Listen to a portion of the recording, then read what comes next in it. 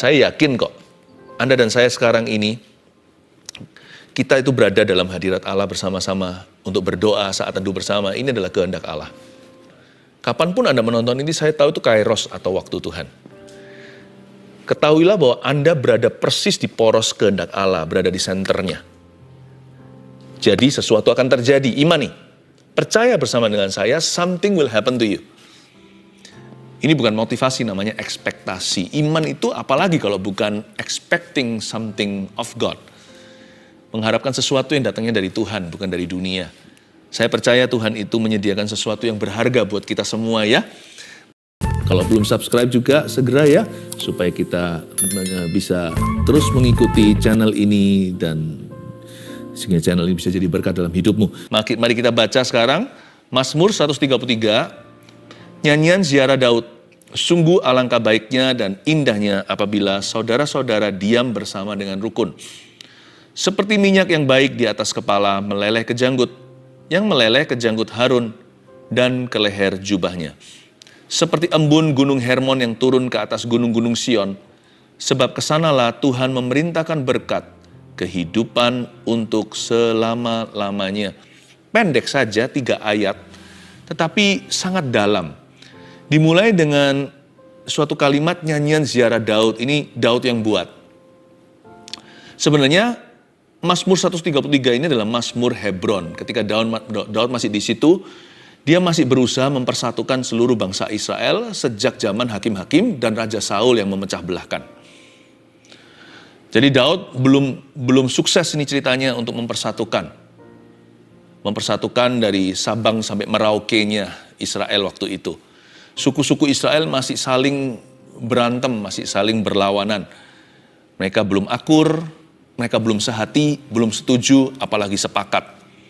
Saya bersyukur untuk keluarga saat teduh. Karena setiap kali kita berkumpul seperti ini, kenapa ada berkat korporat? Ada urapan bersama yang bisa dinikmati oleh individu lepas individu. Itu karena kita sama-sama menghampiri tata Allah. Bukankah Yesus berkata 2-3 orang berkumpul, dia ada di sana? Dan kita berapa orang yang kumpul sekarang ini? Waduh, hitung sendiri. Nggak bisa terhitung hanya oleh viewership.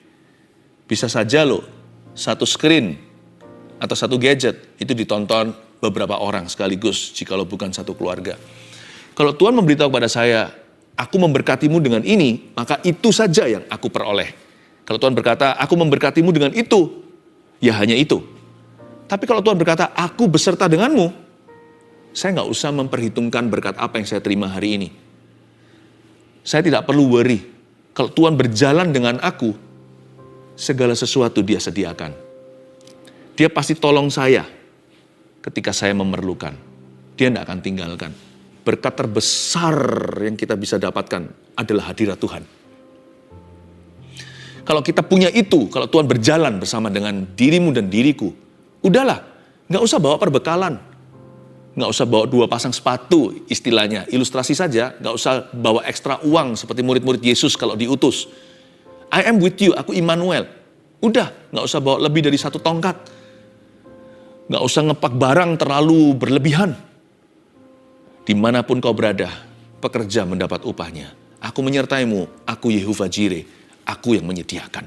Kalau Tuhan berjalan dengan Anda, segala sesuatu indah pada waktunya. Sungguh alangkah baiknya dan indahnya apabila saudara-saudara diam bersama dengan rukun. Salah satu berkat persatuan adalah hadirat Tuhan tentunya. Ya, makanya itu nomor 1 tulis dulu ya. Kesana Tuhan perintahkan berkat, Anda bertanya, kemana? Kemana? Apa alamatnya? Kemana Tuhan perintahkan berkat? Kok bilang ke sana? Ke sana itu di mana? Saya jelaskan nomor 1 dari ayat pertama yang kita baca, sungguh alangkah baiknya dan indahnya apabila saudara-saudara diam bersama dengan rukun. Nomor 1, pastikan catat alamatnya supaya Anda tidak tersesat, supaya nggak tersasar nih. Nomor 1, hidup dalam kasih dan kedamaian itu mengundang hadirat Tuhan. Nah, ini alamat yang tepat untuk menemukan berkat. Pastikan Anda dan saya hidup dalam kasih setiap hari. Jangan hidup dalam kepahitan, jangan hidup dalam pertengkaran, jangan hidup dalam percekcokan, jangan hidup dalam kebencian. Hidup dalam kasih dan kedamaian. Itu mengundang hadirat Tuhan. Damai yang saya maksudkan di sini, di poin pertama, bukanlah damai yang merupakan sebuah perasaan atau bukan damai yang feeling. Damai di sini adalah sebuah komitmen hati. Aku mau hidup berdamai dengan orang lain. Berdamai itu bukan kompromi ya. Kalau kita lihat sesuatu itu salah, kalau kita memberitahu orang itu dengan resiko dimusuhi, kalau saya jadi Anda, saya tetap akan beritahu. Namun saya jaga hati. Saya beritahunya dengan metode kasih. Tapi saya pasti akan beritahu dia. Kalau enggak kan berarti saya setuju dengan kejahatannya. Kedamaian itu bukan berarti orang yang selalu avoiding konflik. Orang yang selalu menghindari konflik dengan apapun harganya. Sekalipun kalau orang lain binasa, dia nggak peduli. Yang penting pokoknya aku jangan konflik sama dia. Itu salah. Kedamaian yang seperti itu, kedamaian yang palsu, kedamaian duniawi, itu damai yang semu. Tapi kedamaian di sini itu adalah orang yang mengusahakan hidup damai dengan orang lain. Gimana caranya? Dia cari common ground, dia cari tempat yang kebersamaan. Dia nggak selalu cari gara-gara dengan orang lain atau cari musuh, orang yang arogan. Yang sikat kiri, sikat kanan. Kan ada orang yang memang nggak suka damai. Kemana-mana cari musuhan. Padahal juga bukan prinsip-prinsip banget. Hal-hal yang sifatnya bisa subjektif. Bukan sesuatu yang objektif sungguhan. Kalau ada orang yang seperti itu tuh penyakit loh. Itu hati yang penyakitan. Pokoknya suka aja rame-rame. Suka huru-hara. Sukanya yang provokasi-provokasi begitu. Kalau orang punya hati seperti itu, tahukah saudara, mungkin tubuhnya sehat walafiat, tapi jiwanya sedang sakit kusta. Bagaimana Tuhan bisa berjalan dengan orang demikian, sedangkan firman Tuhan berkata dengan jelas bahwa orang yang cinta damai disebut sebagai anak-anak Allah. Mereka yang mengusahakan damai, orang-orang yang begini loh, aku sekalipun kurang merasa cocok dengan orang itu, aku akan cari apa yang positif dari dia untuk saya rayakan. Atau sekalipun aku nggak nyambung sama dia, saya akan cari jembatannya. Atau sebuah keadaan, kita selalu dari sisi yang mengejar solusi, bukan menambah problema. Selalu mengusahakan penyelesaian. Bukan orang yang suka lama-lama dalam problema atau masalah dengan sesama. Malah kepahitan. Malah setelah itu dibawa-bawa dalam batinnya. Lalu membenci. Lalu berbuat sesuatu yang merugikan. Bukan orang yang seperti itu. Orang yang matanya tertuju pada penyelesaian. Pada solusi. Dia bukan bagian problemanya. Dia ingin menjadi bagian daripada penyelesaian. Orang seperti ini mengundang hadirat Allah. Hidup dalam kasih dan kedamaian. Makanya cintailah damai. Ya, dan juga suami istri jangan cekcok melulu. Gimana keuangannya bisa diberkati?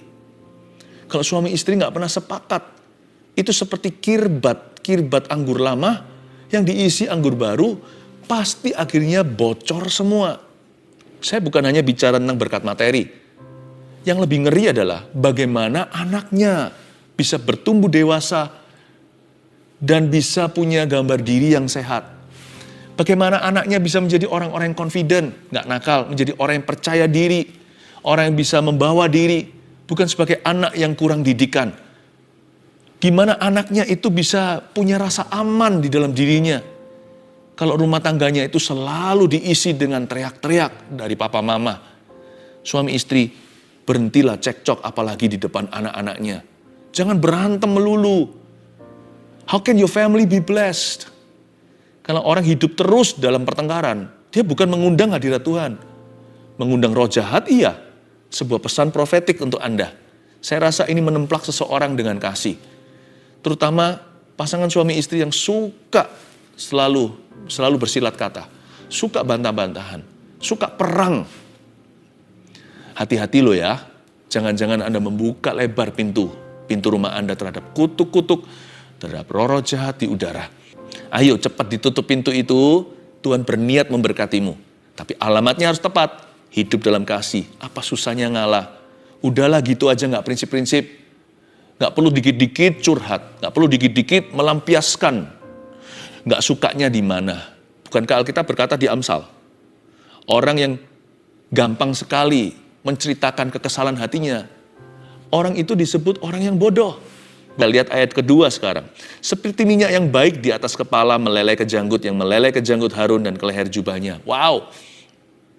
Pertama kan alangkah baiknya kalau tinggal dengan rukun. Lalu berubah jadi minyak nih di ayat 2. Seperti minyak yang baik di atas kepala meleleh ke janggut. Kepala siapa sih? Janggut siapa sih? Yang meleleh ke janggut Harun dan ke leher jubahnya. Berarti ini minyak imamat dong. Ini bukan sembarang minyak. Di perjanjian lama, minyak yang meleleh dari kepala ke janggut itu minyak yang dituangkan. Itu biasanya pentahbisan. Nggak boleh orang itu, orang biasa, di perjanjian lama nih ceritanya, nggak boleh orang biasa terima minyak urapan yang dibikin dengan ingredient khusus. Bukan ada magic di dalamnya, bukan. Tetapi itu sesuai tuntunan Tuhan. Sesuai instruksi yang diberikan kepada Musa. Itu minyak dikhususkan hanya untuk imamat. Ya, bukan dioleskan begitu, bukan dipercikkan, tapi dituangkan. Jadi ini minyak yang dituangkan di atas kepala imam. Berarti ini bukan sekedar, minyak urapan biasa atau apa. Ini bicara tentang roh pelayanan. Nomor 2, melayani umat Tuhan itu mendatangkan pengurapan. Ini alamat yang tepat untuk berkat. Di mana hidupnya bisa mengalami berkat Kristus. Kalau dia hidup bagi diri sendiri.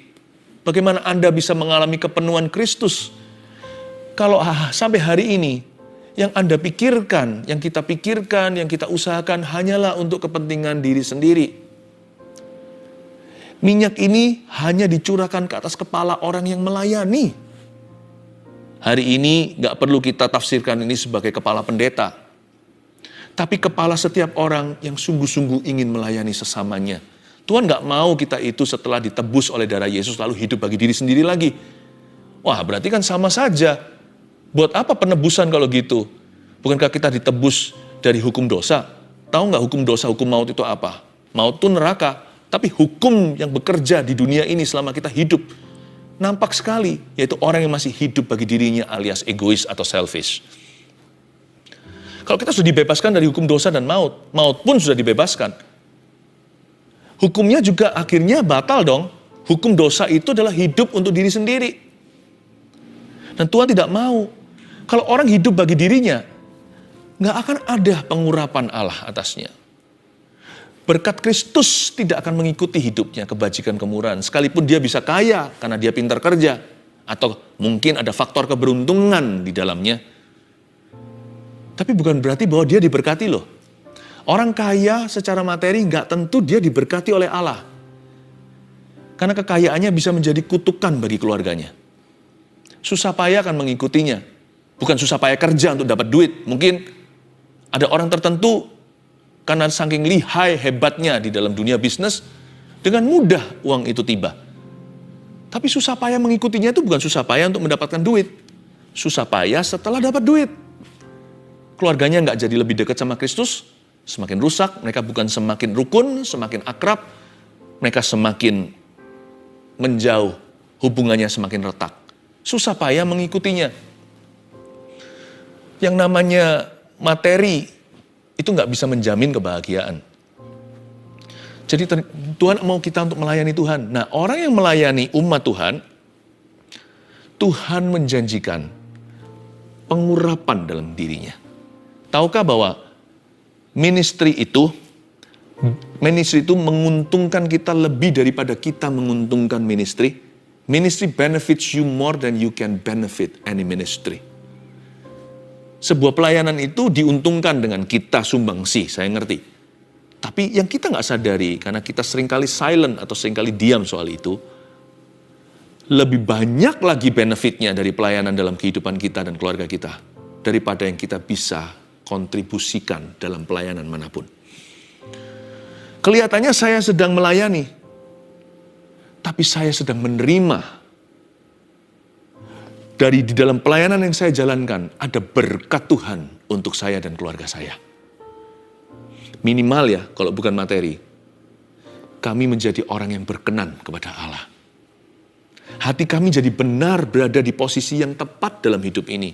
Our heart in the right place. Coba bayangkan. Pelayanan itu membuat kita whole atau membuat kita itu penuh. Ministry makes us whole. Ministry itu kan ujung tombaknya itu menjamah seseorang. Ya kan? Ya. Ini catat alamat berkat. Melayani lebih sungguh. Tuhan telah melayani lebih dulu kepadaku. Melayani umat Tuhan itu mendatangkan pengurapan. Yang ketiga, seperti embun gunung Hermon yang turun ke atas gunung-gunung Sion. Sebab kesanalah Tuhan memerintahkan berkat kehidupan untuk selama-lamanya. Luar biasa ya, kalau kita itu hidup dalam kasih, hidup dalam kedamaian yang disengaja, nggak cari gara-gara. Lalu kalau kita itu memberi diri untuk melayani, nggak jadi orang Kristen biasa-biasa, nanti berkat Tuhan itu bisa komplikasi sendiri. Coba Anda lihat ya, seperti embun gunung Hermon yang turun ke atas gunung Sion. Titik tertinggi di Israel itu gunung Hermon di utara sana. Dan kalau dia lagi winter atau musim dingin bisa bersalju. Tempatnya skiing juga atau mereka itu olahraga musim dingin. Nah itu turun ke bawah, mulai sampai ke gunung-gunung Sion. Itu turun ke selatan lagi, itu sampai ke Laut Mati. Melalui sungai Yordan tentunya ya. Sungai Yordan itu kan panjang.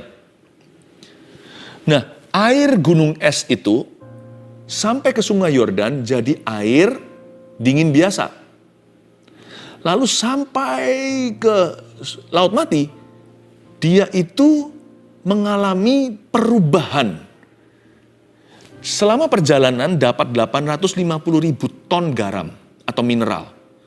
Hingga mencapai titik terendah di dunia, yaitu Laut Mati di sebelah selatan Israel itu. Yang gajah pun kalau dicemplungkan ke sana itu mengapung ke permukaan. Saya pernah di sana berenang, lebih tepatnya bukan berenang sih, hanya mengambang. Kita nggak bisa berenang, nggak boleh masuk ke dalam. Itu asinnya luar biasa, mineralnya tinggi. Pernah sekali luka, saya sempat luka waktu membaptis orang di sungai Yordan. Ya kan, itu lagi panas sekali, tanah batunya saya nggak pakai sandal.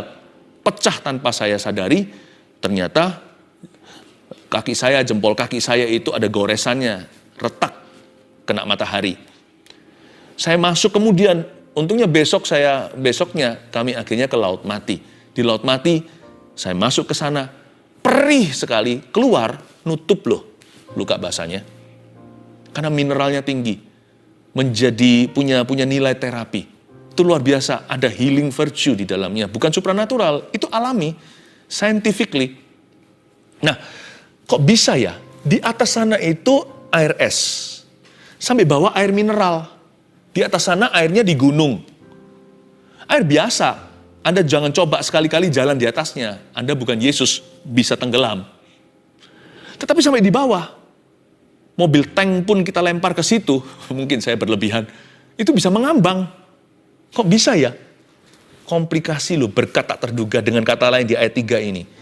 Kalau kita hidup dalam damai, dalam kedamaian, dalam kasih dan dalam kedamaian yang kita sengaja. Kita melayani lebih sungguh. Nanti ya, ada banyak berkat yang Tuhan berikan. Dia perintahkan ke dalam hidupmu itu berkat yang tidak terduga, yang nggak bisa ditiru, nggak bisa diulangi lagi oleh orang lain. Satu-satunya untuk Anda dan keluarga Anda. Komplikasi indah. Nomor 3, berkat yang Tuhan perintahkan itu lengkap dan tahan lama.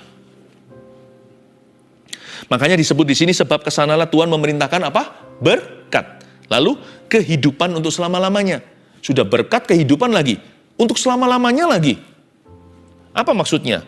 Pokoknya, kalau Tuhan melihat Anda hidup konsisten dalam kasih, hidup dalam kedamaian, melayani lebih sungguh, berkat yang Tuhan berikan karena Dia perintahkan ke dalam hidupmu adalah berkat yang lengkap, susah payah tidak mengikutinya, berkat yang penuh. Saya nggak bicara tentang otomatis kita itu akan diperkaya secara materi apa, bukan. But God knows what you need. Tuhan tahu apa yang Anda butuhkan. Bahkan Tuhan juga mempertimbangkan apa yang menjadi keinginan. Allahku akan mencukupkan dalam kemuliaannya dalam Kristus Yesus. Berkat yang Tuhan perintahkan itu lengkap. Nggak hanya lengkap, kehidupan untuk selama-lamanya, tahan lama. ditutup backdoor-nya atau pintu belakang itu ditutup erat-erat. Berkat yang tiada kebocoran, yang bisa menjadi perjanjian turun-temurun ala Abraham, Ishak, dan Yakub. Covenantal blessings, bukan hanya berkat yang hit and run, tabrak dan lari, berkat sekali-kali, tapi apapun yang Tuhan kasih dalam hidupmu ya, kalau itu keluar dari hidup dalam kasih dan damai, kalau itu keluar dari roh pelayanan yang sungguh-sungguh, lihat ya, apapun yang Tuhan berikan, itu nggak gampang menguap. Baik itu materi kayak atau bukan, nggak gampang lenyap. Berkat yang Tuhan kasih itu kehidupan untuk selama-lamanya. Apapun yang Tuhan berikan pada Anda, sekalipun itu adalah berkat sementara di dunia, itu pun gak gampang meninggalkan keluargamu.